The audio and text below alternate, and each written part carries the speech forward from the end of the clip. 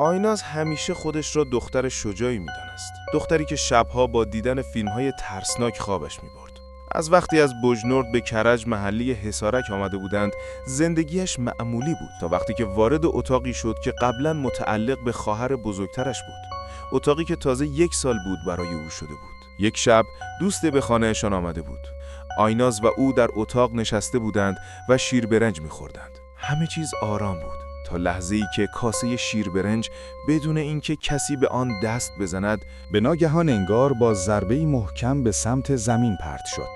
آیناز و دوستش مات مانده بودند و پدر آیناز هم تعجب کرده بود.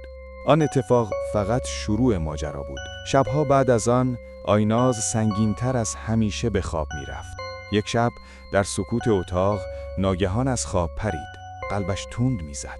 می‌توانست تکان بخورد، اما زبانش قفل شده بود. هیچ کلمه ای از دهانش بیرون نمی آمد. نفسش را کنترل کرد، نشست و به تاریکی خیره شد. چیزی سیاه رنگ، بی حرکت، درست کنار کمدش ایستاده بود. شکل آدم نبود، اما سایه هم نبود. انگار چیزی بین وجود داشتن و نداشتن.